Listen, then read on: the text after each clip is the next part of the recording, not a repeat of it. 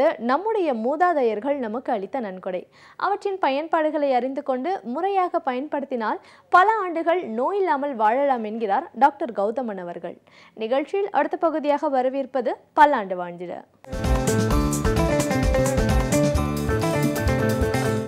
அன்பான கலைஞர் தொலைக்காட்சி நேயர்களுக்கு என்னுடைய இனிமையான காலை வணக்கங்கள். இன்றைக்கு உடலில் ஏற்படுகின்ற எவ்வளவோ நோய்கள் நிறைய வகையான சிகிச்சை முறைகளை கொடுக்கும்போது ஓரளவு கட்டுக்குள் வருவதும் அல்லது அந்த மருந்துகளை தொடர்ந்து சாப்பிட்டு கொண்டு இருக்கும்போது அந்த நோய்களுடைய தீவிரம் உடலை மனதை பாதிக்காமல் இருப்பதையும் நம்ம பார்க்கிறோம். ஆனால் சில வகை நோய்கள் ஏற்படும் போது இன்றைக்கு என்னதான் நவீன மருத்துவம் மிகுந்த வளர்ந்த மருத்துவமாக சொல்லப்பட்டாலும் கூட சில நோய்களை குணப்படுத்துவதற்கான வழிமுறைகள் இல்லாமல் இன்னும் திண்டாடுவதையே நம்ம பார்க்கிறோம். உதாரணத்துக்கு புற்றுநோயை சொல்லலாம். குறிப்பாக இரத்த புற்றுநோயை சொல்லலாம். உடலில் இருக்கக்கூடிய இரத்த வெள்ளை அணுக்களுடைய எண்ணிக்கை அதிகமாகி அவை உடலில் இருக்கக்கூடிய திசுக்களையே வேகமாக அழிக்க ஆரம்பிக்கக்கூடிய ஒரு மோசமான நோயின்னு சொல்லுவோம். இன்றைக்கு இரத்த புற்றுநோயின்னு ஏற்படும் போது அதற்கு கொடுக்கக்கூடிய சிகிச்சைகளும் அறுவை சிகிச்சைகளும் சில நேரங்களில் கொடுக்கக்கூடிய மருந்துகள் கூட மிகப்பெரிய அளவில் வாழ்நாளை கூட்டக்கூடிய மருந்துகளாக இல்லாமல் இருக்கிறது. அப்படிங்கிறது தான் மிக துரதிர்ஷ்டமான ஒரு விஷயமாக இருக்கிறத பார்க்குறோம். அந்த வகையில் புற்றுநோயை குணப்படுத்தக்கூடிய, புற்றுநோயை கட்டுப்படுத்தக்கூடிய மற்றும் உடலில் ஏற்படுகின்ற இரத்த சம்பந்தப்பட்ட நோய்களை குணப்படுத்தக்கூடிய கற்பூர துளசி அப்படின்னு சொல்லக்கூடிய ஒரு தாவரத்தை பற்றி தான் எனக்கு பார்க்க போகிறோம்.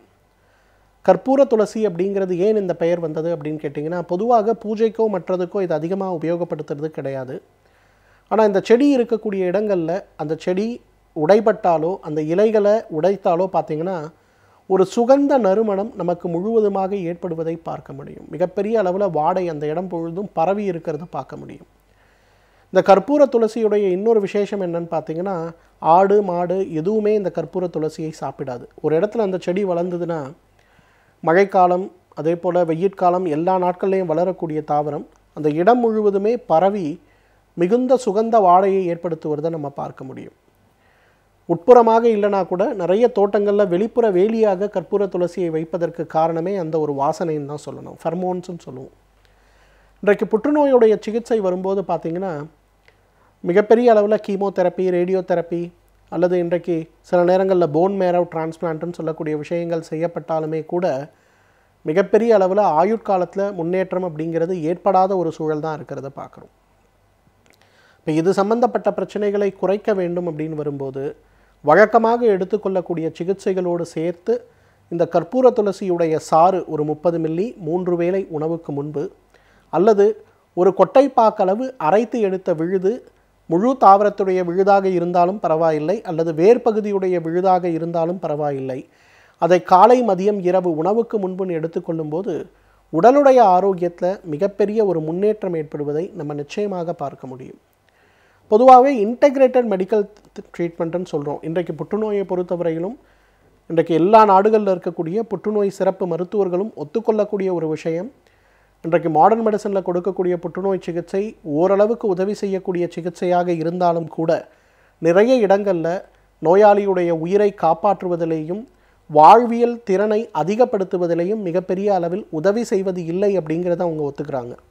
ஆனால் இயற்கை மருத்துவம் சேர்ந்த காரணிகளோடு அவை சேரும்போது பார்த்திங்கன்னா மிகப்பெரிய அளவில் வாழ்வியல் முறை மாற்றம், அவங்களோட லைஃப் ஸ்டைல் நல்லா இம்ப்ரூவ் ஆகிறதையும் வாழ்நாளிலும் அவர்களுடைய மற்ற உறுப்புகளுடைய செயல்பாடுகளும் மிகப்பெரிய அளவில் முன்னேறுது அப்படிங்கிறத இன்றைக்கு உலகத்தில் இருக்கக்கூடிய எல்லா புற்றுநோய் சிறப்பு ஆராய்ச்சியாளர்களும் ஒத்துக்கொள்வதை நம்ம பார்க்க முடிகிறது.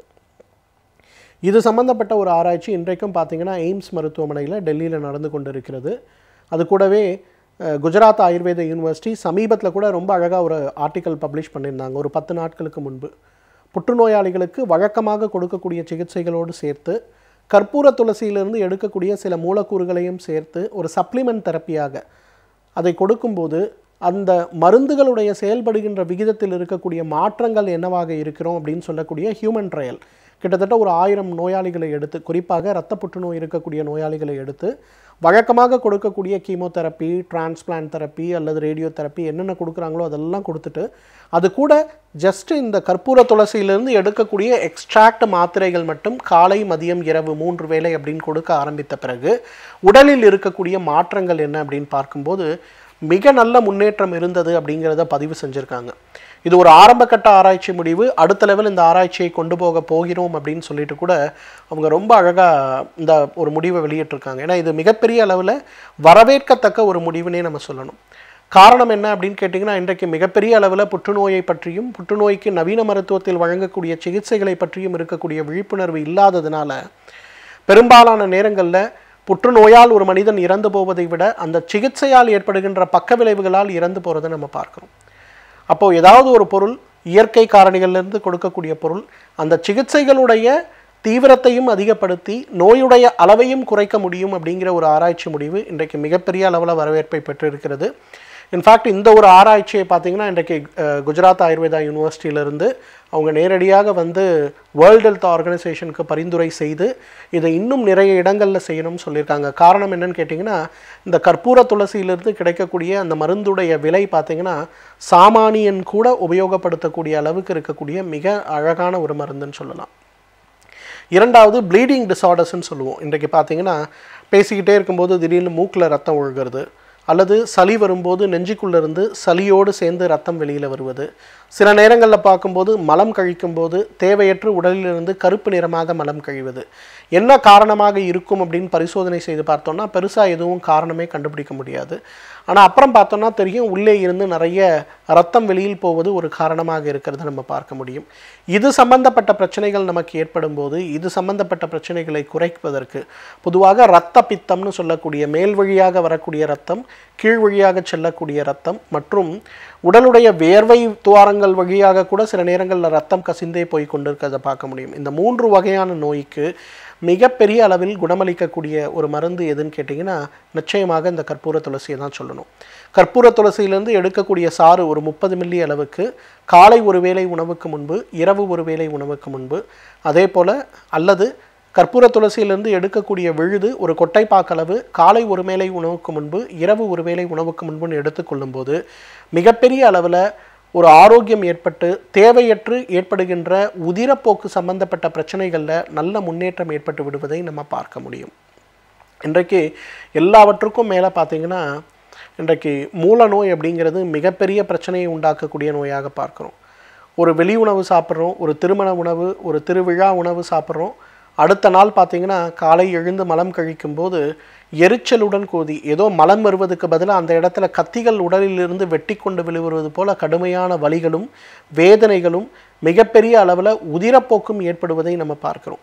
இந்த உதிரப்போக்கை குறைப்பதற்கான வழிகள் அப்படின்னு ஒரு பக்கம் இருந்தாலும் மலம் கழியும் போது ஏற்படுகின்ற எரிச்சலும் வேதனையும் குறைவதற்கு என்ன செய்ய வேண்டும் அப்படின்னு பார்க்கும்போது அதற்கும் நமக்கு உதவி செய்கின்ற மிகச்சிறந்த ஒரு அருமருந்து எது அப்படின்னு கேட்டிங்கன்னா நிச்சயமாக கற்பூர துளசின்னு சொல்லலாம்.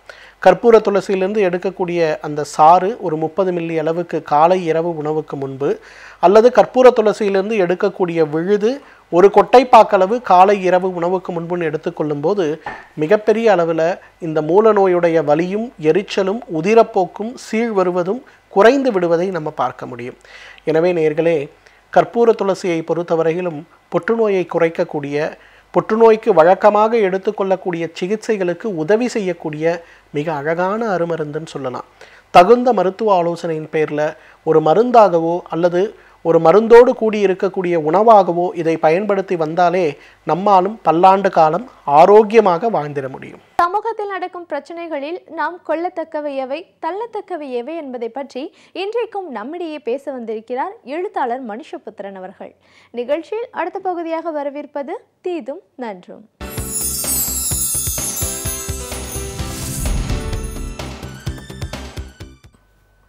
வணக்கம் நண்பர்களே, இன்னும் ஒரு இனிய காலை பொழுதில் தீதும் நன்றும் நிகழ்ச்சியில் உங்களை சந்திப்பதில் மிக்க மகிழ்ச்சி அடைகிறேன். சில சமயம் நாம் கேள்விப்படுகிற செய்திகள் என்பது ஒரு முக்கியமான ஒரு வரலாற்று பரிமாணத்தை, சமூக பரிமாணத்தை நமக்கு சுட்டி காட்டுகிறது.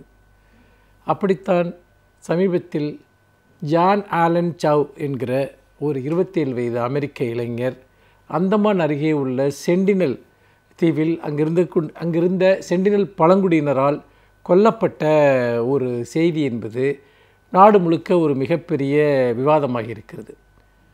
நிச்சயமாக அவர் கொல்லப்பட்ட விதம் என்பது வருத்தம் தரக்கூடியது. அது உண்மையில் அப்படி ஒரு சம்பவம் நடந்திருக்கக்கூடாது என்பது தான் அனைவரினுடைய ஒரு எண்ணமும் ஆகும். ஆனால் ஆலன் சவ் ஏன் அங்கு சென்றார்? அவர் சென்றதனுடைய நோக்கம் என்ன? பழங்குடி மக்களுடைய வாழ்வியல் என்பது என்ன? இதை பற்றியெல்லாம் பல்வேறு விதமான ஒரு செய்திகள், கேள்விகள் நம் முன்னால் வைக்கப்படுகின்றன. இந்த சென்டினல் பழங்குடியினர் என்பவர்கள் உலகத்தின் தொன்மையான பழங்குடி மக்களில் ஒருவராக கருதப்படுகிறார்கள். அவர்களில் வெகு சிலரே அந்த தீவில், அந்தமான் அருகே உள்ள அந்த சென்டினல் தீவில் அந்த சென்டினல் பழங்குடியினர் மிஞ்சியிருப்பதாக சொல்லப்படுகிறது. சுமார் 50க்கும் குறைவானவர்கள் தான் அந்த தீவில் இருக்கிறார்கள், அந்த பழங்குடி இனத்தைச் சேர்ந்தவர்கள் என்று கூட தோராயமான மதிப்பீடுகள் சொல்கின்றன. அந்நியர்கள் அங்கு செல்வதற்கு தடை விதிக்கப்பட்ட ஒரு பகுதியாக இந்த சென்டினல் தீவு இருக்கிறது என்பதையும் இங்கு குறிப்பிட வேண்டும். அதுபோன்ற சில தீவுகள் அந்தமானை சுற்றி, அந்தமான் நிக்கோபார் அந்த பகுதிகள் இருக்கின்றன. ஆலன் சவ் அங்கு சென்றதனுடைய நோக்கம் என்பது மதமாற்றம் செய்வதாகும். அவர் மதமாற்றத்திற்காக இதற்கு முன்பு 5 முறை அவர் அந்த தீவிற்கு செல்ல முயன்றிருக்கிறார். அங்கிருந்த மீனவர்கள் அவரிடமிருந்து பணம் பெற்றுக்கொண்டு அவர்களை இங்கு சட்டவிரோதமாக அழைத்து சென்றிருக்கிறார்கள். 6வது முறையாக அவர்கள் இங்கு சென்றபோது தான் சென்டினல் பழங்குடியினரால் தாக்கப்பட்டு அதற்கு பிறகு அவர் கொல்லப்பட்டிருக்கிறார். அவருடைய உடலை மீட்பதற்காக இப்பொழுது அமெரிக்கா பல்வேறு விதமான அழுத்தங்களை இந்திய அரசிற்கு கொடுத்து வருகிறது என்கிற செய்திகள் எல்லாம் கூட வருகின்றன. இந்த விஷயத்தில் நாம் பார்க்க வேண்டிய விஷயம் என்னவென்றால், பொதுவாக இந்த ஆதிவாசிகள் என்று சொல்லக்கூடியவர்களை ஒரு காட்டுமிராண்டிகளாக பார்க்கிற ஒரு போக்கு நம்முடைய மனதில் இருக்கிறது. அவர்கள் நரமாமிசம் உண்ணக்கூடியவர்கள், நாகரிகமற்றவர்கள், அல்லது பிறரை இரக்கமின்றி வேட்டையாடக்கூடியவர்கள், ஆடையடியாதவர்கள் என்றெல்லாம் பல்வேறு விதமான பிம்பங்கள் நம்முடைய மனதில் கட்டமைக்கப்பட்டிருக்கின்றன. நாம் அவர்களை விட நாகரிக வளர்ச்சியில் மேலானவர்கள், அல்லது நாம் அவர்களுக்கு நாகரிகத்தை கற்றுக் கொடுக்கக்கூடிய ஒரு இடத்தில் இருக்கிறோம் என்கிற எண்ணம் நமக்கு இருக்கிறது. இந்த மதமாற்றம் என்கிற விஷயமும் கூட இந்த ஆதிவாசி மக்களினுடைய வட்டார பண்பாடுகளை அல்லது அவர்களுடைய தனித்துவமான பாரம்பரிய பண்பாடுகளை அழித்து அவர்களை ஒரு மையப்படுத்தப்பட்ட மத பண்பாட்டிற்குள் கொண்டு வருவது தான் நாகரிகப்படுத்துவது என்கிற ஒரு பார்வை நீண்ட காலமாக இருந்து வந்திருக்கிறது. அது இன்றைக்கு கிறிஸ்துவ மதத்தின் வழியாக மட்டுமல்ல, பல்வேறு விதமான மதங்களின் வழியாகவும் அது நடந்திருக்கிறது.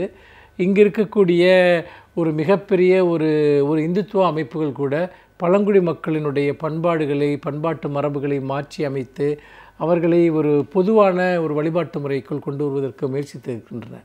ஆனால் யார் அவர்களை மதமாற்றுவதற்கு முயற்சித்தாலும், எந்த மதத்தின் சார்பாக பழங்குடி மக்களை மதமாற்றம் செய்து அவர்களுடைய வட்டார பண்பாடுகளை அழிக்க முயற்சித்தாலும் சரி, அது ஒரு விதத்தில் மனித குலத்தினுடைய பன்முகத்தன்மை கொண்ட ஒரு கலாச்சாரத்திற்கு எதிரானது என்பதில் மாற்று கருத்து இல்லை. ஏனென்று கேட்டால், இந்த உலகம் என்பது பல்வேறு விதமான பண்பாட்டு கூறுகளாலும் மரபுகளாலும் ஆனது. அப்படி இருக்கிற போது தங்களுடைய நம்பிக்கைகள் தான் சிறந்தது என்று மற்றவர்களை அடக்கி ஒடுக்குவது என்பது அது எந்த விதத்திலும் ஏற்புடையதல்ல. இன்றைக்கு ஐரோப்பா முழுக்க பழங்குடி மக்கள் அன்றைக்கு இருந்த ஒரு மத ரீதியான அதிகாரம் கொண்டவர்களால் அவர்கள் வேட்டையாடப்பட்டிருக்கிறார்கள். அங்கே இருக்கக்கூடிய பழங்குடி மக்கள், ஆதிவாசி மக்கள் மிக கடுமையான முறையில் படுகொலை செய்யப்பட்டிருக்கிறார்கள். அடிமைகளாக பிடித்து செல்லப்பட்டு விற்கப்பட்டிருக்கிறார்கள். அதே போல் மிக சொல்லனாத துயரத்தை அவர்கள் சந்தித்திருக்கிறார்கள். அந்த இனமே அழித்தொழிக்கப்பட்ட வரலாறு எல்லாம் உண்டு. அமெரிக்கா என்ற நாடே அப்படி உருவானதுதான் என்று நமக்கு தெரியும். தென் அமெரிக்காவில் இருக்கக்கூடிய ஆதிவாசி மக்கள் பெருமளவிற்கு படுகொலை செய்யப்பட்டும், அடிமைகளாக பிடிக்கப்பட்டும், விலங்குகளை விட மோசமாக நடத்தப்பட்டும், மதமாற்றம் செய்யப்பட்டும் தான் இங்கு அமெரிக்க நாகரிகம் உருவாக்கப்பட்டது. ஐரோப்பியர்களுடைய நாகரிகம் அங்கு கொண்டு செல்லப்பட்டது என்பதை நாம் மறந்துவிடக்கூடாது. இன்னொரு விஷயம், இயற்கையோடு இணைந்த வாழ்வு, இயற்கையோடு இணைந்த வாழ்க்கை முறைக்கு மாற்றாக நாம் நாகரிக வாழ்க்கை, நவீன வாழ்க்கை, தொழில்நுட்பம் சார்ந்த வாழ்க்கை அல்லது ஒரு உயரிய பண்பாட்டு வாழ்க்கை என்று சொல்வதன் மூலமாக இன்றைக்கு இயற்கைக்கு எதிரான மிகப்பெரிய குற்றங்களை இழைத்திருக்கிறோம். இன்றைக்கு மனித உடல் என்பது நோய்களினுடைய கூடாரமாக மாறிவிட்டது. நம்முடைய வனங்களை அழித்திருக்கிறோம். இந்த பூமியை பெருமளவிற்கு வெப்பமுடையதாக மாற்றியிருக்கிறோம். ஆனால் நாம் நம்மை நாகரிகமுடையவர்கள் என்று சொல்லிக் கொள்கிறோம். ஆனால் இயற்கையை பாதுகாத்து இயற்கையோடு இயைந்து வாழக்கூடிய மக்களை காட்டுமிராண்டிகள் என்று சொல்கிறோம். இயற்கைக்கு எதிரான மிகப்பெரிய குற்றங்களை செய்யக்கூடிய நாகரிக வளர்ச்சி பெற்றதாக சொல்லப்படுகிற சமூகங்கள் உண்மையில் அவை விமர்சிக்கப்பட வேண்டிய சமூகங்களா, அல்லது நாகரிகப்படுத்தப்பட வேண்டிய சமூகங்களா, அல்லது இயற்கையோடு இணைந்து வாழக்கூடிய தமக்கென தனித்துவமான ஒரு பண்பாட்டு மரபை கொண்ட சமூகங்கள் நாகரிக வளர்ச்சி உள்ளதா என்பதை நாம் சிந்தித்து பார்க்க வேண்டும். இன்னொன்று, நாகரிக வளர்ச்சி என்பதனுடைய அளவுகோலை யார் தீர்மானிப்பது என்கிற கேள்வி வருகிறது. இன்றைக்கு சென்டினல் பழங்குடியினர் என்பவர்கள் அவர்கள் 20,000 ஆண்டுகளுக்கு முன்பே தோன்றிய ஒரு இனம், அவர்கள் தென்னாப்பிரிக்காவிலிருந்து இங்கு வந்து குடியேறிய ஒரு இனம், அருகி வரக்கூடிய ஒரு இனம் என்றெல்லாம் ஆய்வாளர்கள் சுட்டி காட்டுகிறார்கள். இந்த சமயத்தில் தான் இது போன்ற ஒரு மிகப்பெரிய அளவிற்கு பழங்குடி மக்களுடைய அழிப்பது, அவர்களுடைய வாழ்க்கை முறையை அழிப்பது என்கிற விஷயங்களுக்கு எதிராக இன்று எல்வின் போன்ற ஆய்வாளர்கள் ஒரு முக்கியமான ஒரு இடத்தை வந்தடைந்தார்கள். அதாவது பழங்குடி மக்கள், ஆதிவாசி மக்கள் அவர்கள் தாங்களாக விரும்பி நாகரிக சமூகத்தினுடைய வளர்ச்சியோடு இணைந்து போகாத வரைக்கும் அவர்களை நிர்பந்திக்கக்கூடாது, அவர்கள் வாழ்க்கை முறையை செயற்கையாக மாற்றக்கூடாது, அந்த வாழ்க்கை முறையை அழிக்கக்கூடாது என்கிற ஒரு கொள்கையை எல்வின் போன்ற பழங்குடி ஆய்வாளர்கள் முன்வைத்தார்கள். பண்டித ஜவஹர்லால் நேரு அவர்கள் அந்த கொள்கையை ஏற்றுக்கொண்டார். அதன்படி இந்தியா முழுக்க பழங்குடி மக்கள், ஆதிவாசிகளுடைய கலாச்சார தனித்துவங்களை பாதுகாப்பதற்கான கொள்கைகள் வகுக்கப்பட்டன.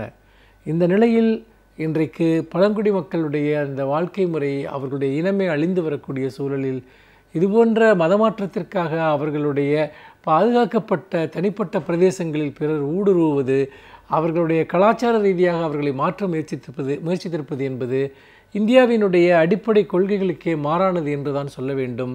அந்த வகையில் இன்றைக்கு இந்த ஆலன் சௌவினுடைய இந்த மரணம் என்பது பழங்குடி மக்களுடைய வாழ்வியல் தொடர்பான பல சிந்தனைகளுக்கு நம்மை இட்டுச் செல்கிறது, பல கேள்விகளுக்கு நம்மை இட்டுச் செல்கிறது என்பதை நாம் மறந்துவிடக்கூடாது. மீண்டும் இன்னும் ஒரு புதிய சிந்தனையோடு உங்களை சந்திக்கிறேன். நன்றி, வணக்கம். இப்பகுதியின் மூலமாக ஒவ்வொரு துறையை பற்றி முழுமையான தகவல்களை அறிந்து கொண்டு வருகிறோம். அந்த வகையில் இன்றைக்கும் ஒரு துறையை பற்றிய முழு தகவல்களையும் தெரிந்து கொள்ளலாம். நிகழ்ச்சியில் அடுத்த பகுதியாக வரவிருப்பது சிறப்பு விருந்தினர்.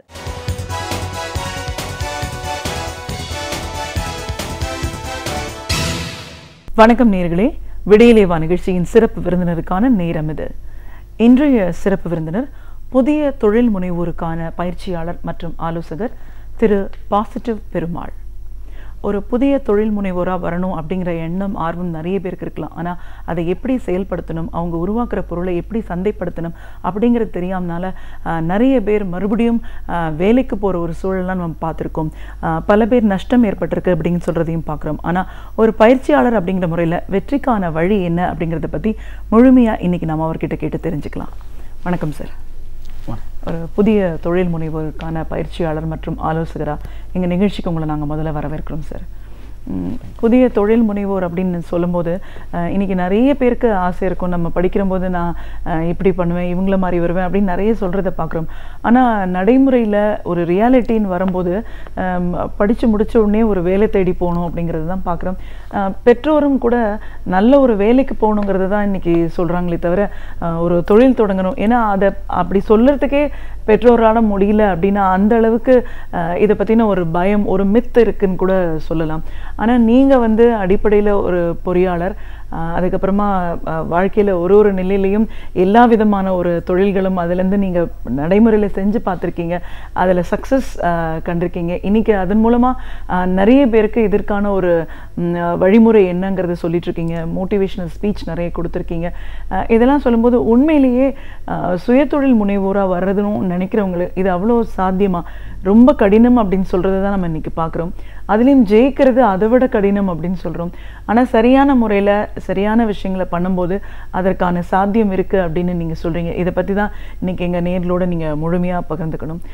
முதல்ல புதிய தொழில் முனைவோராக வரணும் அப்படின்ற ஒரு எண்ணம் ஒருத்தருக்கு ஏற்படுதுன்னா அவங்களுக்கு அடிப்படையில் என்ன மாதிரியான ஒரு குவாலிட்டிஸ் இருக்கணும்? கண்டிப்பாங்க மேடம். இன்றைக்கி நம்ம அந்த மாதிரி பழக்கப்படுத்தப்பட்டிருக்கோம். ஏன்னா நம்மளுடைய வீட்டில் இருக்கிறவங்க, ஐ மீன் நம்மளுடைய பேரண்ட்ஸ், நம்ம சுற்றி இருக்கிறவங்க, உறவினர்கள் எல்லாருமே வந்து ஒரு 30-40 வருடங்களுக்கு முன்னால் வாழ்ந்தவர்கள். அவங்கள பொறுத்த வரைக்கும் ஏதோ ஒரு நல்ல ஸ்டேட்டஸ் அப்படின்னு கேட்டிங்கன்னா ஒரு அரசு பணியில் இருக்கிறவங்க, அவங்க கிராமத்திலே அவங்க தான் முதல்ல வீடு கட்டியிருப்பாங்க, முதல்ல டிவி வாங்கியிருப்பாங்க. அப்போ அவங்க தான் இன்ஸ்பிரேஷன்.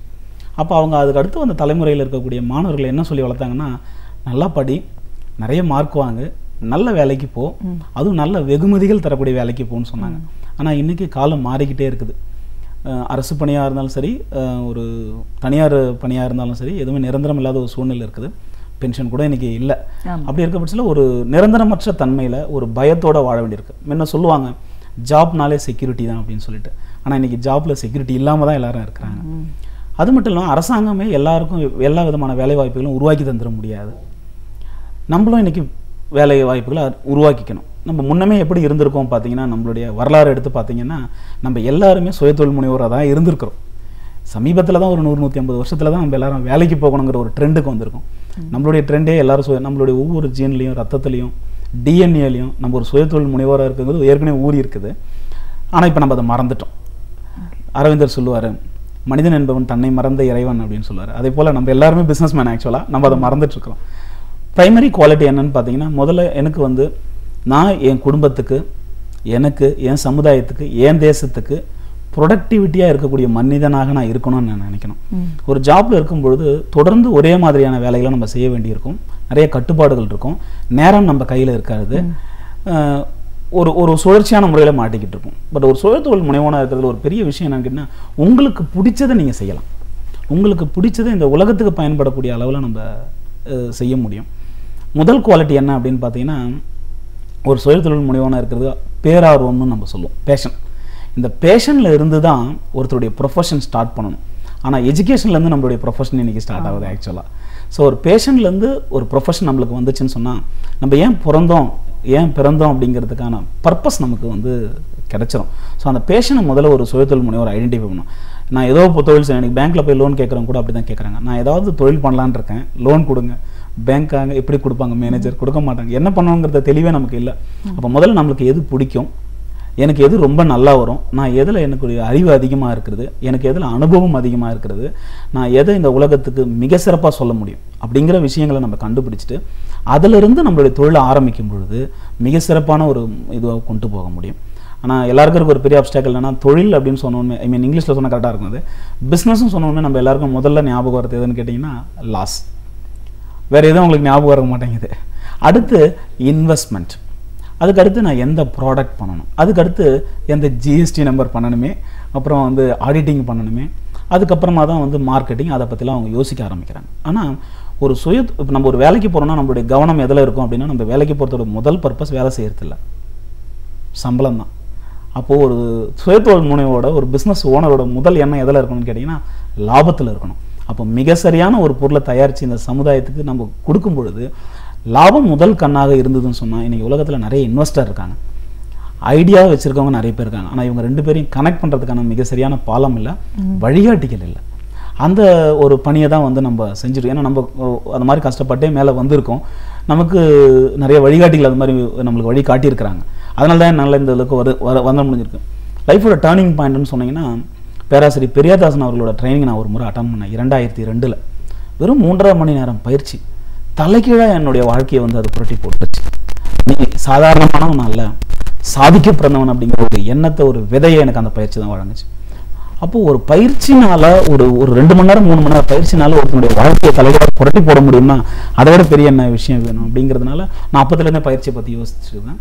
2009 இந்த பயிற்சிகளை தொடர்ந்து தமிழ்நாடு முழுக்க இருக்கக்கூடிய மக்களுக்கு இந்த பயிற்சி நம்ம வழங்கிக்கிட்டு இருக்கோம். ஓகே.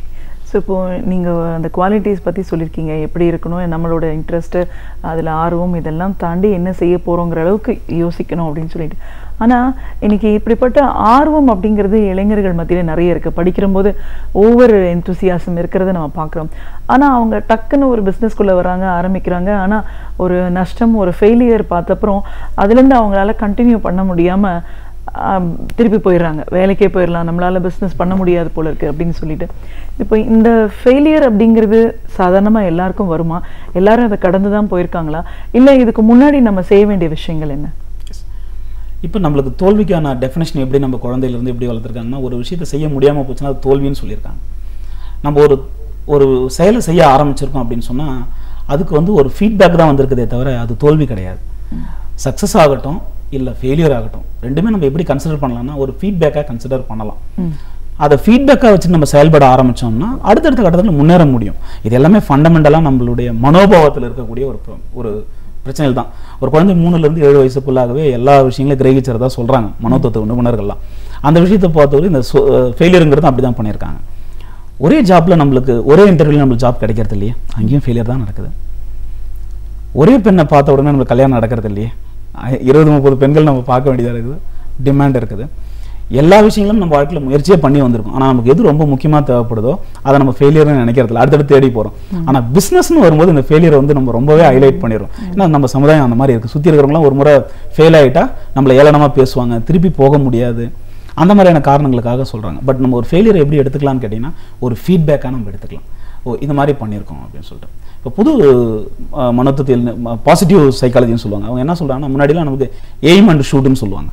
ஆனால் இப்போ என்ன சொல்கிறாங்கன்னா ஷூட் தப்பாக வந்துருச்சுன்னா இன்னொரு முறை எய்ம் பண்ணிக்கோங்கன்றாங்க. அது நல்லா தானே இருக்குது, ஒரு முறை முயற்சி பண்ணி பார்ப்போமே. ஸோ அந்த முயற்சிகள் வந்து அடுத்தடுத்து வந்து நமக்கு ஒரு அனுபவத்தை கொடுக்கும். அந்த அனுபவங்கள் நம்மளுக்கு வெற்றியை கொடுக்குது. இந்த இடத்துல தான் வந்து ஒரு பயிற்சியாளர் இல்லைன்னா ஒரு கோச்சோட ஒரு முக்கியத்துவம் தேவைப்படுது. அவர் என்ன பண்ணுவார்னு கேட்டிங்கன்னா முன்கூட்டியே அதனுடைய வழியை வந்து அவருக்கு சொல்லியிருப்பார். நம்மளே அடிபட்டு ஒரு விஷயத்தை கற்றுக்கணும் அப்படின்னா கிட்டத்தட்ட 10-20 வருடங்கள் கூட ஆகும். ஆனால் அதுக்கு பதிலாக ஒரு பயிற்சி நம்ம எடுத்துக்கிட்டோம் அப்படின்னா ஒரு பெரிய புத்தகங்கள் நம்மளுடைய நண்பர்கள்னு சொல்லுவாங்க. நான் எப்பவுமே சொல்கிறது உண்டு, நீங்கள் 10 புத்தகங்கள் படிக்கிறதும் ஒன்று தான், ஒரு ஒர்க் ஷாப் ஒரு பயிற்சி கிடையாது, பயிற்சி பட்டறை அட்டன் பண்ணுறதும் ஒன்று தான். 10 பயிற்சி பட்டறை அட்டன் பண்ணுறதும் ஒன்று தான், ஒரு தொழிலை செஞ்சு பார்த்து ஃபெயிலியர் ஆகிறதும் ஒன்று தான். அவ்வளோ அனுபவங்கள் நம்மளுக்கு அதில் கிடைச்சிடும். அந்த அனுபவங்கள் கட்டாயமாக உங்களை உங்கள் வாழ்க்கையில் இல்லை உங்களோட தொழில் வாழ்க்கையில் உங்களோட சமுதாய வாழ்க்கையில் அடுத்த கட்டத்துக்கு கொண்டு போகுமே தவிர பின்னோக்கி எடுக்கிறதுக்கு வாய்ப்பே இல்லை. அனுபவங்கள் மீறின ஆசான் இந்த உலகத்தில் யாரும் இல்லைங்கிறது தான். அந்த அந்த மனோ தைரியம் நமக்கு வேணும். வேற இல்லை, அந்த தோல்விகளை எதிர்கொள்ளக்கூடிய அந்த மனோ தைரியம் நமக்கு வேணும். அது எப்போ வரும் அப்படின்னு கேட்டிங்கன்னா எண்ட் ரிசல்ட்டில் தெளிவாக இருந்தால் வரும். நான் ஜாப் பண்ணுறேன், என்னோட எண்ட் ரிசல்ட் இதான் 60 வயசில் 65 வயசில். இதே நான் ஒரு தொழில் முனைவோராக இருக்கிறேன், என்னோட எண்ட் ரிசல்ட் இதுதான் அடுத்த 10 வருஷம் பொறுத்து. 10 வருடங்களுக்குள்ளாகவே நம்மளுடைய ரிசல்ட்டுங்கிறது மிக தெளிவாக தெரிஞ்சிடும். அதில் நம்ம பண்ணிட்டு போயிட்டே இருக்கலாம். அதனால ரொம்ப ஒரு எளிமையான விஷயம் தான் நான் நினைக்கிறேன். அவங்களுக்கு தேவை ஒரு வழிகாட்டி, அவங்களுக்கு தேவை சரியான ஒரு அறிவுரை தான்.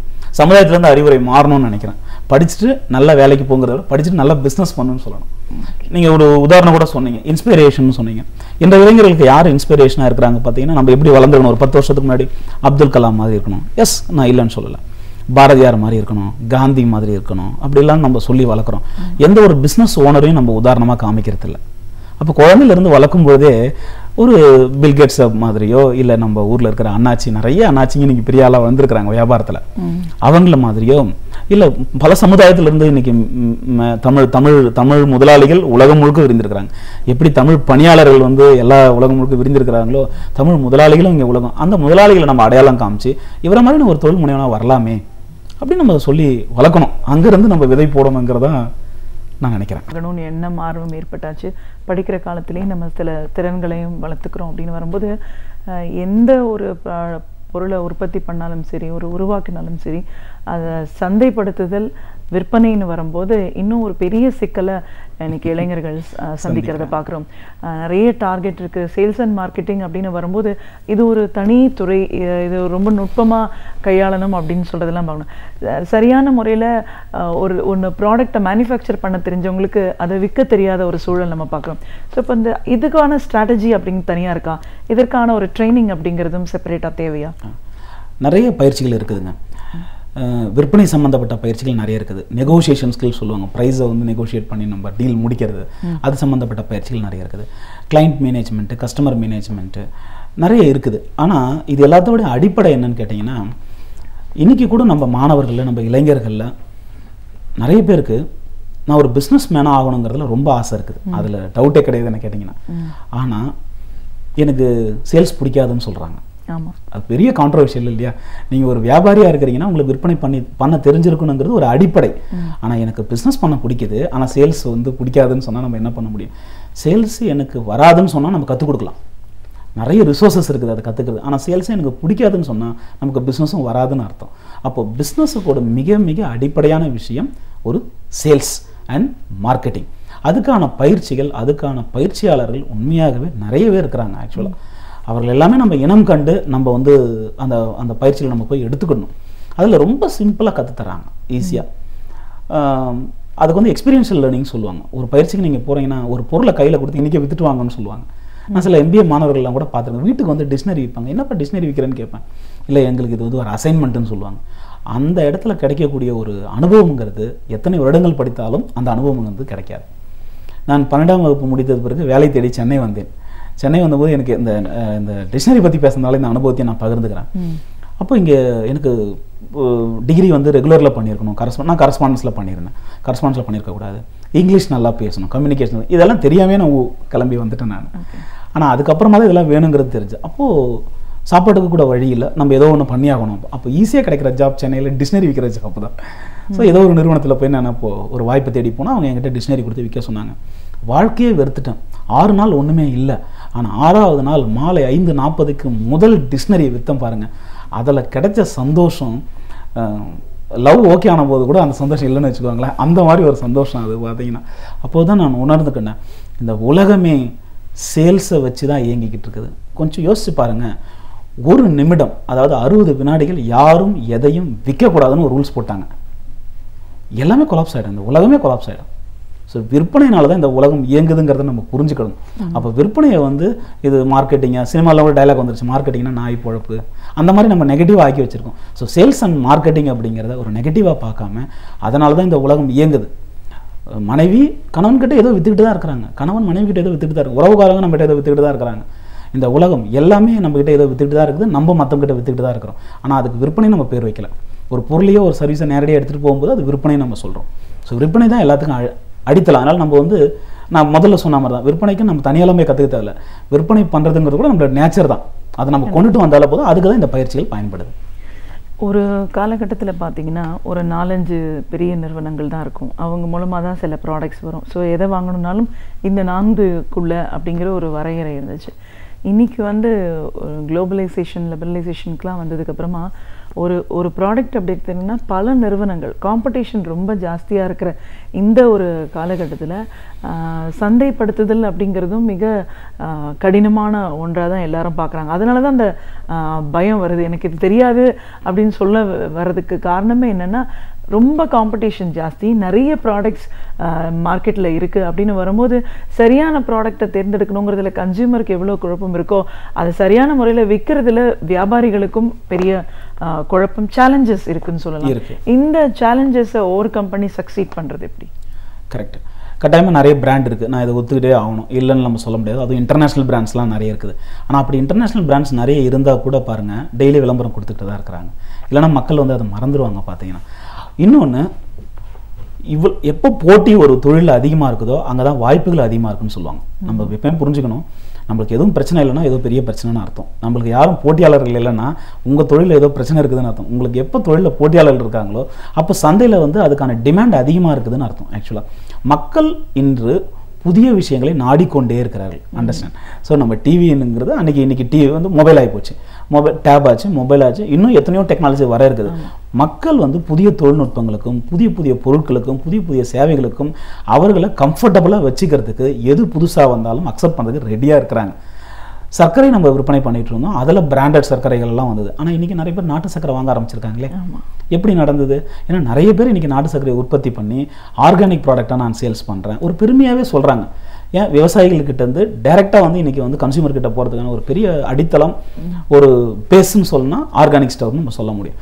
அப்போ மக்கள் வந்து பிராண்டட் நான் பிராண்டடுங்கிறத விட ஒரு முறை கன்சியூம் பண்ணி பார்த்தாங்க அப்படின்னு சொன்னால் அதன் மூலமாக அவங்களுக்கு ஒரு திருப்தியான மனநிலை கிடைச்சிது அப்படின்னு சொன்னால் கட்டாயமாக அவங்க தொடர்ந்து வந்து புதிய பிராண்டுகளையும் பிராண்ட் அல்லாத தொழில் முனைவோர்களையும் ஆதரிப்பதற்கு தயாராகவே இருக்கிறார்கள்.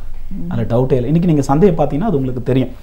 அன்பிராண்டட் ப்ராடக்ட் இன்றைக்கி நிறையவே வந்து இன்றைக்கி சந்தையில் போயிட்டு இருக்குது. ஏன்னா நம்ம முன்ன அப்படி தானே இருந்தோம், பண்டமாற்று முறையில் தானே இருந்தோம். நம்ம இன்றைக்கி தானே பிராண்டு வந்துடுச்சு. அதுதான் ஒரு நல்ல ஒரு வழிவகை கூட இருக்குது இன்றைக்கி சூழ்நிலையில் பார்த்தீங்கன்னா. நான் ஒரு சிறு தொழில் முனைவோம், இதே மாதிரி ஒரு 100 பேர் இருக்காங்க. ஆனால் நாங்கள் 100 பேர் 100 பிராண்டு வச்சுருந்தா என்னால் விளம்பரம் பண்ண முடியாது.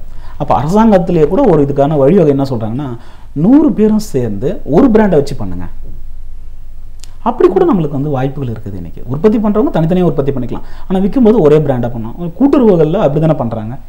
இன்றைக்கி மகளிர் சுய குழுக்கள் அப்படி தான் பண்ணுறாங்க. எண்ணற்ற வாய்ப்புகள் இருக்குது. ஆக்சுவலாக நம்ம அந்த பக்கம் கவனம் செலுத்தினோம்னா என்னென்ன வாய்ப்புகள் இருக்குதுங்கிறத நம்ம வந்து கண்கூடாக நம்மளால் வந்து பார்க்க முடியும்.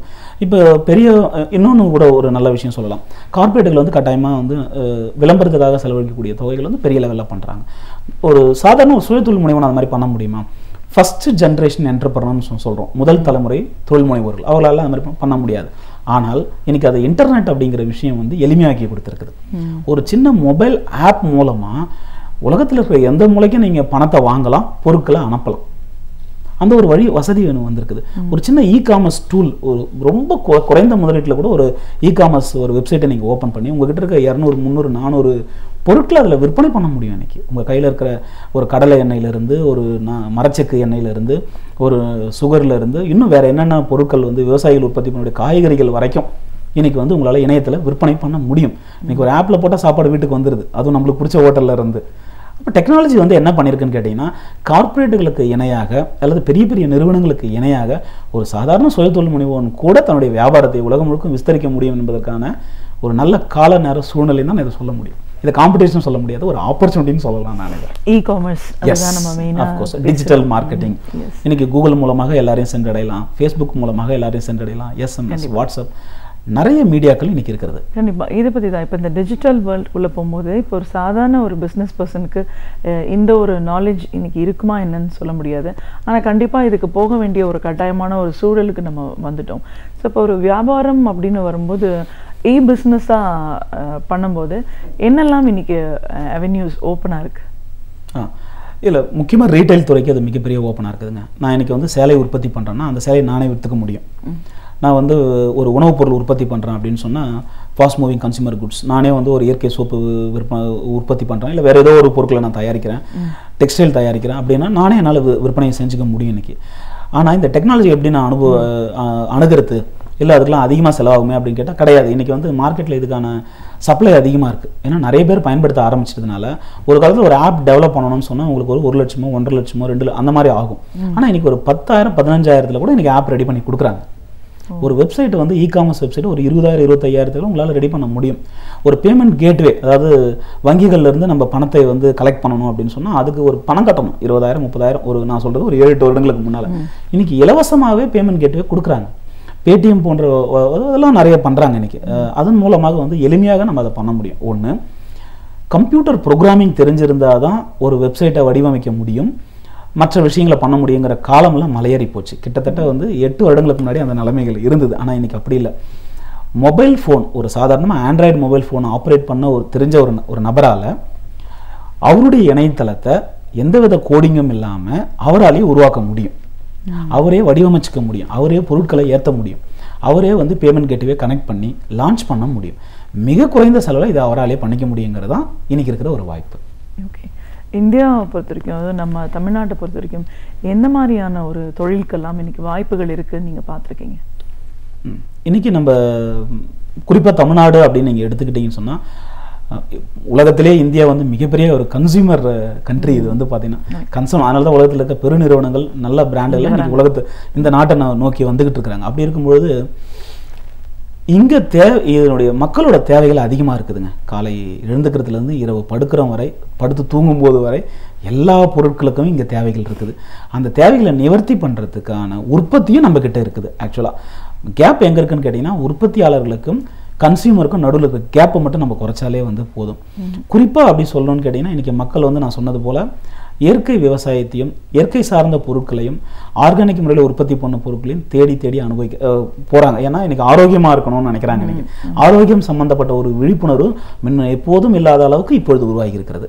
அப்போ அது சம்மந்தப்பட்ட தொழில்களை நம்மளால் ஆரம்பிக்க முடியும். இரண்டாவது, கல்வி, ரெகுலர் எஜுகேஷன் இல்லாமல் திறன் மேம்பாட்டு கல்விகள் பண்ணக்கூடியவங்களுக்கு இன்றைக்கி ஒரு பெரிய ஆப்பர்ச்சுனிட்டி. ட்ரைனிங் சென்டர்ஸ், ஒரு பர்டிகுலர் ஒரு துறையை எடுத்து அதில் நல்லா வந்து நம்ம மேலே வரணும்னா அதுக்கு குறிப்பிட்ட தொழில்களுக்கு வந்து பயிற்சி கொடுக்குறது, அதில் ஒரு மிகப்பெரிய சந்தை வாய்ப்பு இருக்கிறது.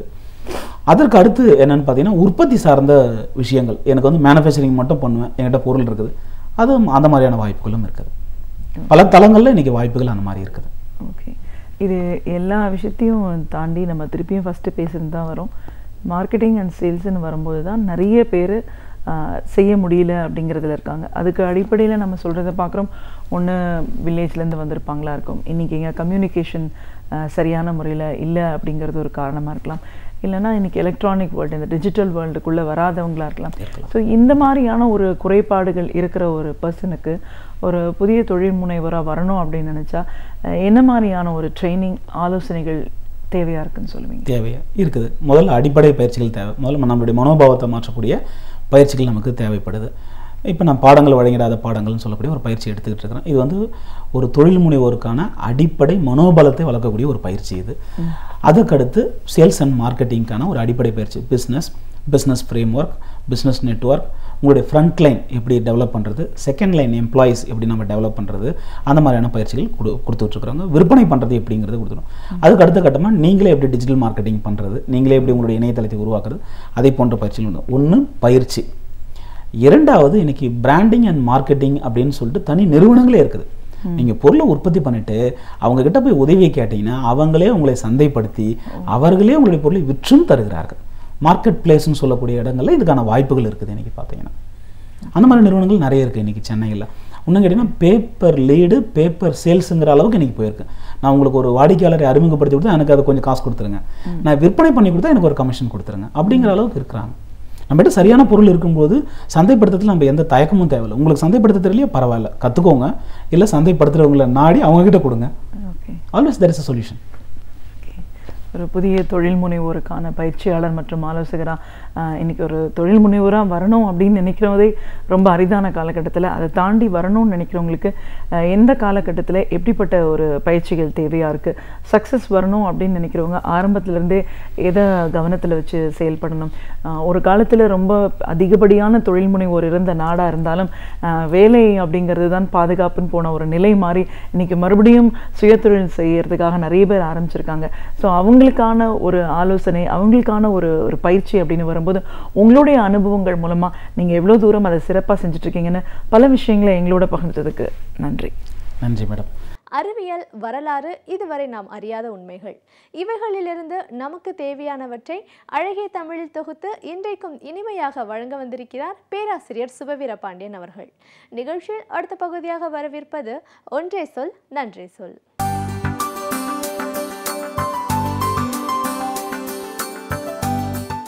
அனைவருக்கும் என் அன்பு வணக்கம். நம்முடைய சமூகம் மெல்ல மெல்ல நாகரிகமாக மாறத் தொடங்கி இருக்கிறது என்று நாம் படிக்கிறோம். இந்த நாகரிகத்தின் வளர்ச்சி என்பதை எதனை கொண்டு நாம் எண்ணி பார்க்கிறோம் என்றால், நம் கைகளில் இருக்கிற அளவுகோல் நம்முடைய நடை உடை சார்ந்ததாக இருக்கிறது, நம்முடைய உணவு உடை சார்ந்ததாக இருக்கிறது. எனவே நல்ல உணவு, நல்ல உடை, அதை உடுத்தி கொள்ளுகிற முறை, இவைகளை கொண்டுதான் ஒரு சமூகம் நாகரிகமானதா இல்லையா என்று எல்லோரும் கணக்கிடுகிறார்கள். ஆனால் நாகரிகத்திற்கு இதை தாண்டிய இன்னொரு அளவுகோல் இருக்கிறது. நாம் எண்ணி பார்த்தால் ஒரு 10-15 ஆண்டுகளுக்கு முன்பு வரையில் ஆணாக பிறந்து தன்னை பெண்ணாக உணர்கிறவர்களையும், பெண்ணாக பிறந்து தன்னை ஆணாக உணர்கிறவர்களையும் நாம் கேலியாகத்தான் பார்த்தோம், கேலியாகத்தான் அழைத்தோம். பல்வேறு விதமான பெயர்களால் அவர்களை நாம் இழிவுபடுத்தினோம். இன்றைக்கு திருநங்கை, திருநர் என்று மிக சரியாக அவர்களை நாகரிகத்தோடு நாம் அழைக்கிறோம். இதுதான் நாகரிகத்தின் வளர்ச்சி. அதை போலத்தான் கண் பார்வை குறைந்தவர்களையோ, செவித்திறன் குறைந்தவர்களையோ, கை கால்கள் சரியாக இயங்க இயலாதவர்களையோ நாம் உடல் ஊனமுற்றோர் என்று சொல்லிக் கொண்டிருந்தோம். இன்னமும் சொன்னால் அவர்களை கேலி செய்த காலங்களெல்லாம் உண்டு. இன்றைக்கு அவர்களை நாம் மாற்றுத்திறனாளிகள் என்று அழைக்கிறோம். இவையெல்லாம் தான் ஒரு நாகரிகமான சமூகத்தினுடைய வளர்ச்சிக்கு அடையாளம். சக மனிதனை மதிக்காத ஒருவன் எத்தனை அழகாய் தான் உடுத்தி கொண்டாலும் நாகரிகமானவனாக ஆக மாட்டான் என்பது அடிப்படையான செய்தி. எனவே நம் சொந்த சகோதரர்களை நாம் மதிக்க கற்றுக்கொண்டிருக்கிறோம். அவர்களுக்காகவே ஒரு நாள் என்று உலக நாடுகளினுடைய அவை அறிவித்திருக்கிறது. அந்த நாள்தான் டிசம்பர் 3, உலகத்தில் இருக்கிற மாற்றுத்திறனாளிகளுக்கான நாள் என்று அது அறிவிக்கப்பட்டிருக்கிறது.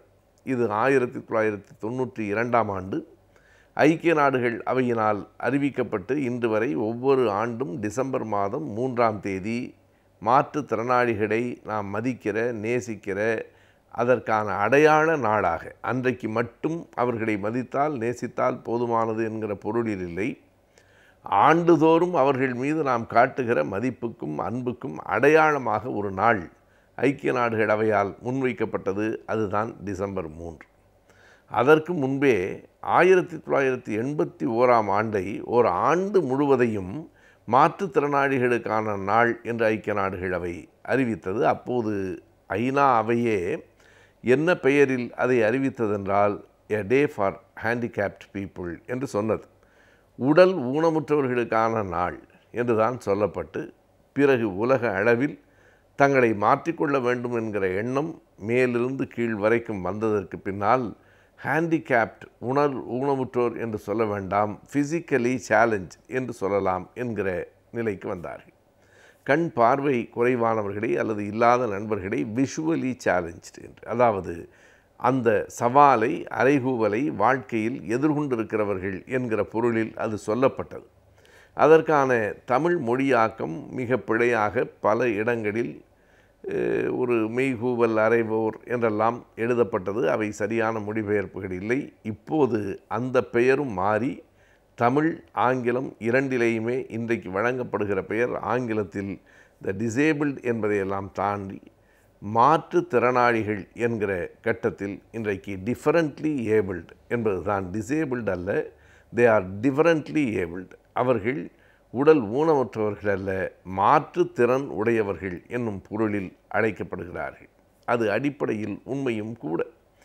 யார் ஒருவருக்கு ஒரு பொறி அதனுடைய செயல்பாட்டில் குறைந்திருக்கிறதோ அவர்களுக்கு மற்ற பொறிகள் கூடுதலாக செயல்படும் என்பதுதான். கண் பார்வை இல்லாதவர்கள் மிகுந்த மூளை கூர்மை உடையவர்களாக இருக்கிறார்கள் என்று நாம் அறிவியலில் படிக்கிறோம். எனவே அவர்களை இந்த திறனுக்கு பதிலாக இன்னொரு திறனில் அவர்கள் ஓங்கி நிற்கிறார்கள் என்பதனால் மாற்றுத்திறனாளிகள் என்று அழைக்கிற ஒரு நாகரிகம் பக்குவம் இன்றைக்கு சமூகத்தில் வந்திருக்கிறது. ஆனால் இது அரசாங்கத்தினுடைய ஆணையாகவே வெளியிடப்பட்டு அதிகாரப்பூர்வமாக தமிழ்நாட்டில் எப்போது அறிவிக்கப்பட்டதென்றால், தலைவர் கலைஞர் அவர்கள் தமிழகத்தின் முதலமைச்சராக இருக்கிற போது 2010ஆம் ஆண்டு மார்ச் 1ஆம் நாள் ஒரு அரசு ஆணையையே முதலமைச்சராக இருந்த கலைஞர் அவர்கள் வெளியிட்டார். இனி யாரும் நம்மோடு வாழ்கிற சக மனிதர்களை அவர்களினுடைய பொறிகளில் ஏற்பட்டிருக்கிற குறைகளை சுட்டிக்காட்டி அந்த பெயரை அமர்த்தி அழைக்கக்கூடாது, அனைவரையும் மாற்றுத்திறனாளிகள் என்றே அழைக்க வேண்டும் என்கிற அரசு ஆணையும், அதனை தொடர்ந்து அந்த ஆண்டு நிதிநிலை அறிக்கையில் அவர்களின் மேம்பாட்டுக்கான ஒரு குறிப்பிட்ட தொகையும் ஒதுக்கப்பட்டது. இவை மறக்க முடியாத ஒரு மிகப்பெரிய செயல்பாடுகள் என்று சொல்ல வேண்டும். இன்றைக்கு இந்தியாவிலே மாற்றுத்திறனாளிகளை 5 வகைகளாக பிரித்து வைத்திருக்கிறார்கள்.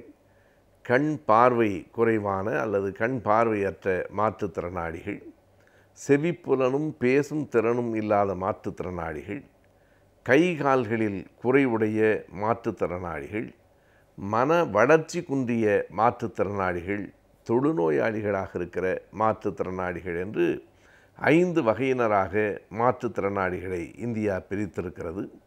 உலக அளவில் இன்னும் அதனுடைய வகைகள் கூடுதலாகவே இருக்கின்றன. பல மனிதர்கள் நம்மை போலவே அறிவுடையவர்களாக முதிர்ச்சி உடையவர்களாக இருந்தாலும் உருவத்தில் மிக குள்ளமாக இருக்கிறார்கள். அவர்களுடைய மூளை வளர்ச்சி நம்மை ஒத்ததாக இருக்கிறது. நாம் செய்கிற பணிகளை அவர்கள் மிக எளிதாக செய்கிறார்கள். அவர்களுடைய முகத்தில் கூட அந்த வயதுக்கு ஏற்ற முதிர்ச்சி வந்து சேரும். ஆனால் அவர்களின் உயரம் என்பது மிக குறைந்ததாக 4 அடி அளவில் அல்லது அதற்கும் குறைவாக இருக்கும் என்றால் அவர்களும் மாற்றுத்திறனாளிகள்தான் என்று இன்றைக்கு உலகம் ஏற்றுக்கொண்டிருக்கிறது. ஆகையினால் மாற்றுத்திறனாளிகளில் இந்திய அளவில் 5 வகை என்றாலும் இன்னும் கூடுதலாக பல்வகையினர் உலகம் முழுவதும் இருக்கிறார்கள். அனைவருக்குமான மேம்பாடு, அவர்களுக்கான உரிமை, அவர்களுக்கான தனி திட்டங்கள் என இன்றைக்கு உலகம் அவர்கள் மீது கவனம் செலுத்தி இருக்கிறது. தமிழ்நாட்டில் இன்னமும் இந்தியாவில் கூடுதலாக கவனம் செலுத்த வேண்டியிருக்கிறது. வெளிநாடுகளில் எங்கு போனாலும் மாற்றுத்திறனாளிகளுக்கென்று அந்த மகிழ்வுந்துகளை அவர்களின் ஊர்திகளை நிறுத்துகிற இடத்திலிருந்து கழிப்பறைகள் வரைக்கும் ஒவ்வொரு இடத்திலும் அவர்களுக்கென்று தனி சலுகைகள், தனியான திட்டங்கள் இருக்கின்றன. அது இந்தியாவிலும் இப்போது வரத் தொடங்கி இருக்கிறது என்றாலும் இன்னமும் மிகுதியாக வர வேண்டும். எந்த இடத்தில் மகிழுந்தை கொண்டு போய் நிறுத்துவதற்காக போனாலும், கார் பார்க்கிங் என்று சொல்கிறோமே, அதில் அவர்களுக்கான இடம் அந்த நுழைவாயிலுக்கு அருகிலேயே இருக்கும். அதுபோலவே அவர்களுக்கு எல்லா இடங்களிலும் தொடர்வண்டிகள், பேருந்துகள் எல்லாவற்றிலும் அவர்களுக்கான இடம், அந்த வேலை வாய்ப்புகளில் குறைந்த அளவுக்கான இடஒதுக்கீடு, இப்படி எல்லா விதமான சலுகைகள் அல்ல, எல்லா விதமான உரிமைகளையும் அரசு வழங்குகிறது, வழங்க வேண்டும். நம் நாட்டிலும் அது கூடுதலாக வர வேண்டும். எனவே அரசை சார்ந்து இப்படிப்பட்ட எண்ணங்களோடும் ஒரு சமூகத்தை சார்ந்து அவர்கள் நம் சொந்த சகோதரர்கள் என்கிற அந்த அன்பு, ஆதரவு, மனித நேயத்தோடும், கேலி செய்கிறவன் எவனும் நாகரிகமானவன் இல்லை என்கிற புரிதலோடும், இன்றைக்கு நன்றாக இருக்கிற எல்லோரும் என்றைக்கும் நன்றாக இருப்பார்கள் என்று சொல்ல முடியாது, என்றைக்கு வேண்டுமானாலும் யார் வேண்டுமானாலும் மாற்றுத்திறனாளி ஆகலாம் என்பதை உணர்ந்திருக்கிற புரிதலோடும் இந்த நாடில் நாம் நம் சகோதரர்களை அணுக வேண்டும் என்பதுதான் இந்த நாடினுடைய நோக்கம். அதனால்தான் ஒரு குறிப்பிட்ட நாளை ஐக்கிய நாடுகள் அவை உலகம் முழுவதும் மாற்றுத்திறனாளிகளின் நாள் என்று கூற வைத்திருக்கிறது. தற்போது பரவி வரும் நோய்களை பற்றியும் அதற்கான தகுந்த சிகிச்சை முறைகள், அவற்றை தடுக்கும் முறைகளை பற்றியும் இப்பொழுது அறிந்து கொள்ளலாம். நிகழ்ச்சியில் அடுத்த பகுதியாக வரவிருப்பது ஆலோசனை நேரத்தில் மருத்துவம்.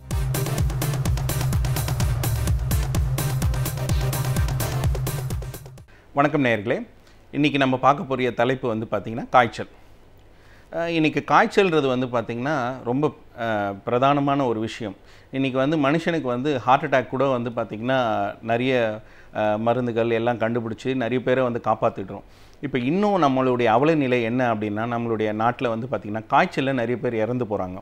இதுக்கு என்ன காரணம்னா, காய்ச்சலை பற்றின முழுமையான விழிப்புணர்வு நமக்கு இல்லாதனால தான் வரும். காய்ச்சல் தான் இருக்கிறதுலே ரொம்ப சுலபமான ஒரு நோயும், அதே நேரத்தில் அதுவே ஒரு பெரிய பிரச்சனையான நோயாகவும் உயிரே குடிக்கிற நோயாகவும் மாறுது. அப்போது இந்த காய்ச்சலை பற்றி நமக்கு என்ன தெரியணும் அப்படின்றது தான் ரொம்ப முக்கியம். முதல்ல நம்ம வந்து என்ன நினச்சிட்ருக்கோம், காய்ச்சல்னால் உடம்பு சூடானாலே காய்ச்சல் ஆகிடுது அப்படின்னு நம்ம நினைக்கக்கூடாது. ஃபஸ்ட்டு வந்து என்னென்னா, நம்ம உடம்பு வந்து பார்த்திங்கன்னா ஒரு ஹோமியோஸ்டேசிஸ்ன்னு சொல்லுவாங்க. அதாவது சூழலுக்கு ஏற்ற மாதிரி தன்னை மாற்றிக்கும். இப்போ நீங்கள் ரொம்ப வெயில் அடிக்கிற சூழலில் பார்த்திங்கன்னா நீங்கள் வேர்வை வந்து உங்கள் உடம்பு வந்து கூல் பண்ணிக்கும். ரெண்டாவது வந்து பார்த்திங்கன்னா நைட் டைம்ஸில் பார்த்திங்கன்னா உங்கள் உடம்பு கொஞ்சம் ஹீட் ஆகும். உடனே நம்ம என்ன பண்ணுவோம், நைட்டு ஹீட் ஆகுறது பார்த்த உடனே நமக்கு வந்து காய்ச்சல் இருக்குதுன்றதை நினச்சிப்போம். ஸோ யூஸ்வலாக இந்த குழந்தைங்களுக்கெல்லாம் வந்து காமனாக சொல்லுவாங்க, என் குழந்தைக்கு தலையெல்லாம் ஒரே சூடாக இருக்குது சார், ரொம்ப பயமாக இருக்குது, மூளைக்காய்ச்சலாக இருக்குமா, இவங்களாம் அதை நினச்சிக்கிறது. ஸோ என்னை பொறுத்த வரைக்கும் என்ன சொல்லுவேன்னா, காய்ச்சல்ன்றது ஒன்றுமே ஒரு பெரிய விஷயமே கிடையாது. அதாவது உங்கள் குழந்தையுடைய ஆக்டிவிட்டீஸ், அதாவது விளையாடுறது வந்து ரொம்ப டல் ஆகிடும், நம்மளுடைய நடக்கிறது இது எல்லாமே வந்து கொஞ்சம் ரெஸ்ட்ரிக்ட் பண்ணுது அப்படின்னா you are affected with some fever. அந்த மாதிரி நீங்கள் வந்து ஈஸியாக இந்த காய்ச்சலை டெஸ்ட் பண்ணிக்க முடியுது. இப்போல்லாம் வந்து தெர்மோமீட்டர்ஸ் பிளாஸ்டிக்ஸ்லேயே வருது, ஒரு 150 rupees 200 rupeesக்கே வருது. நீங்கள் ஒன்றும் இல்லை, அதை ஜஸ்ட்டு வந்து ஒரு எலக்ட்ரானிக் தெர்மோமீட்டர்ஸ் தான். நீங்கள் ஒரு ப்ரெஸ் பட்டன் பண்ணிவிட்டு நீங்கள் உங்களுடைய குழந்தையோட ஆக்சிலாவில் நீங்கள் வச்சு பார்த்தீங்கன்னா, இப்போ நம்ம நிறைய பேர் என்ன நினைப்பாங்கன்னா, எவ்வளோ இருந்தால் ஃபீவர் சார் அப்படின்வாங்க. மினிமம் 100 இருந்தால் தான் நீங்கள் ஃபீவர். 99 98 இதெல்லாம் ஃபீவரே இல்லை. நிறைய என் பேஷண்ட்ஸ் எல்லோரும் வருவாங்க, சார் எனக்கு வந்து பார்த்திங்கன்னா 99 இருக்குது சார் அப்படின்னு. நிறைய பேர் என்ன பண்ணுவாங்க, அந்த 99 டிகிரிக்கு 99 ஃபாரன்ஹீட்டுக்கே வந்து மருந்து கொடுத்துருவாங்க. என்னை பொறுத்த வரைக்கும் வந்து பார்த்திங்கன்னா 100 ஃபாரன்ஹீட் வந்தால் தான் நம்ம வந்து காய்ச்சலுக்கு உண்டான ட்ரீட்மெண்ட் ஸ்டார்ட் பண்ணணும். யூஸ்வலாக நம்ம என்ன நினைப்போம் அப்படின்னா, காய்ச்சல் வந்தாலே ஒரு பயம் வந்துடுது. காய்ச்சல் வந்து நம்மளுடைய நண்பன் நான் சொல்லுவேன். எப்படி அப்படின்னா, உங்கள் உடம்புக்கு ஒரு பிரச்சனை வந்திருக்குன்றதை வெளிக்காட்டுறது தான் அந்த காய்ச்சல். இப்போ நம்ம நிறைய பேர் என்ன நினச்சிட்டு இருக்கோம் அப்படின்னா, காய்ச்சல் வந்தாலே ஒரு பதட்டம், ஒரு பயம், அதை நம்ம எப்படியாவது குறைச்சாகணும் அப்படின்வாங்க. இப்போ இந்த காய்ச்சலில் 2 விதமான காய்ச்சல் இருக்குது. அதாவது viral infection and bacterial infection. Viral இன்ஃபெக்ஷன்னா எப்படின்னா, அந்த காய்ச்சல் வந்து நீங்கள் என்ன மருந்து கொடுத்தாலும் பெருசாக மாறாது. அது வந்து அதோடைய ஓன் கோர்ஸ்லேயே சரியாகும். அதாவது வந்து நீங்கள் 1 வாரம் இல்லை 5 நாள் 1 வாரம் வரைக்கும் இருக்கும். உதாரணத்துக்கு பார்த்தீங்கன்னா, இந்த காய்ச்சலுக்கு வந்து நீங்கள் சப்போர்ட்டிவ் ட்ரீட்மெண்ட் மட்டும் கொடுத்தாலே போதும். அதாவது வந்து உங்கள் காய்ச்சல் குறையிறதுக்கு பேராசிட்டமால் போல மருந்துகள், நிறைய தண்ணி குடிக்கணும். ஏன்னா காய்ச்சல் என்ன பிரச்சனை வரும் அப்படின்னா, உங்களுடைய உடம்புல இருக்க நீர் சத்து போயிடும். அதாவது நம்ம உடம்புல வந்து 60% வந்து பாடி வெயிட் வந்து பார்த்திங்கன்னா ஃப்ளூயிட்ஸ், அதாவது நீர். இதுக்குள்ள வந்து உங்கள் செல்லுக்குள்ளாரையும் வெளியாரையும் இருக்கும். இந்த ஹை டெம்பரேச்சர் ஆகும்போது இந்த செல்லில் இருக்க நீர் வந்து எவாப்ரேட் ஆகிடும். ஸோ அப்போ என்ன ஆகும்னா, உங்கள் செல்லெல்லாம் சுருங்கி போய் உங்களுக்கு ரொம்ப டயர்டாக இருக்கும். நிறைய பேஷண்ட் சொல்லுவாங்க, சார் என் குழந்தைக்கு ஒரே தலைவலியாக இருக்குது, எனக்கும் தலைவலியாக இருக்குது காய்ச்சல் வரும்போது. அது காரணம் வந்து பார்த்திங்கன்னா ஒரே விஷயந்தான், நம்ம உடம்புல இருக்க நீர் சத்து குறையிறதுனால. ஸோ அப்போ நம்ம என்ன பண்ணணும், காய்ச்சலில் வந்து நிறைய தண்ணி குடிக்கணும். அதை தான் நம்ம சப்போர்ட்டிவ் கேர்னு சொல்லுவோம். நிறைய தண்ணி குடிக்கணும். சில பேர் என்ன பண்ணுவாங்க, குளுக்கோஸ் குடிப்பாங்க. குளுக்கோஸ் வந்து என்ன பிரச்சனை அப்படின்னா, ஆல்ரெடி நம்ம செல்லில் நீர் வந்து ரொம்ப கம்மியாக இருக்குது. இப்போ இந்த குளுக்கோஸ் ரத்தத்தில் கொடுக்கும்போது என்ன ஆகும் அப்படின்னா, அது என்ன பண்ணும், மேற்கொண்டு அந்த செல்லிருந்து தண்ணியை உறிஞ்சிரும். எப்படின்னா, எங்கெங்கெல்லாம் சுகர் இருக்கோ அந்த இடத்துக்கு குளுக்கோஸ் இருக்கோ வாட்டரை வந்து இது பண்ணிடும். இப்போ செல்லேருந்து இன்னும் வந்து வாட்டரை வந்து இழுத்துரும்.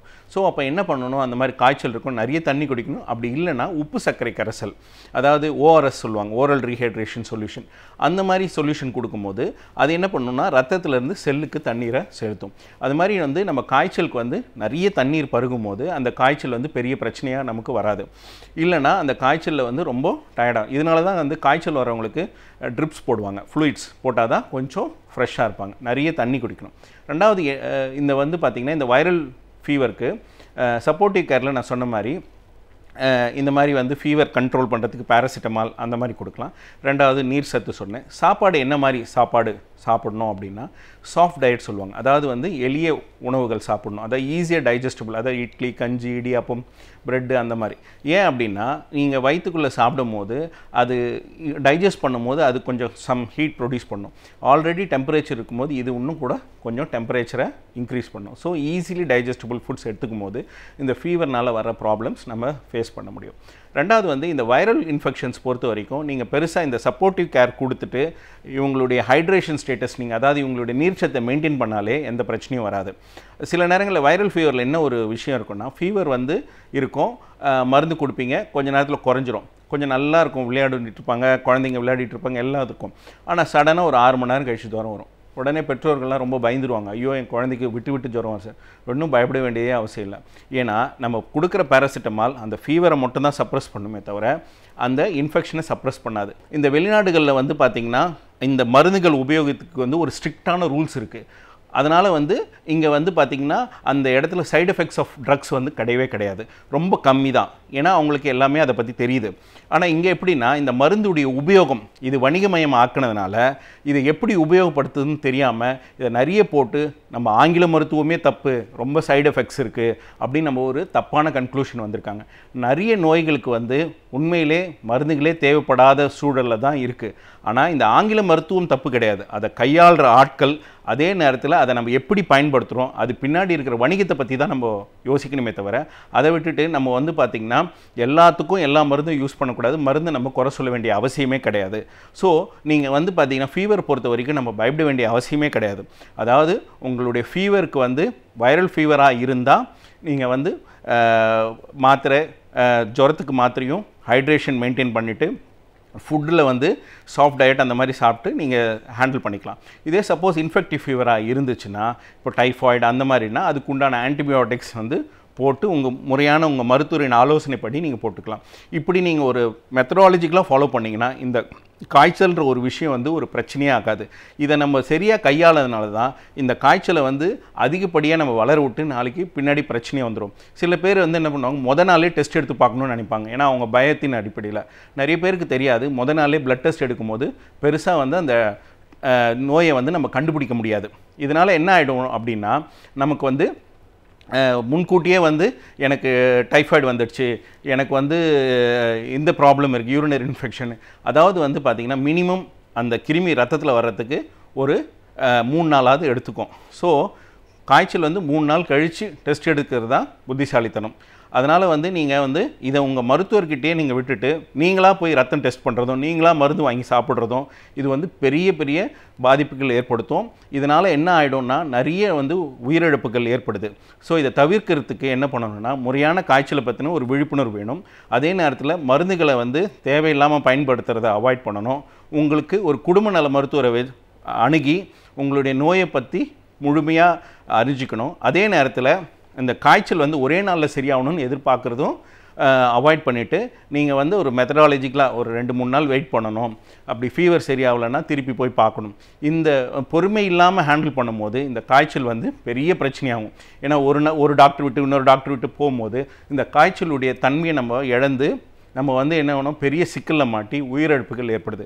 இதுதான் நம்ம அண்மை காலங்களில் நம்ம ரொம்ப பார்த்துக்கிட்டு இருக்கோம். ஸோ காய்ச்சலை பற்றின ஒரு விழிப்புணர்வு இல்லாமல் அதை அணுகும் போது அது பெரிய உயிரிழப்பை ஏற்படுத்துது. துறவிகளை விட மேலானவர்கள். நான் ஒன்றை சொல்ல விரும்புகிறேன்.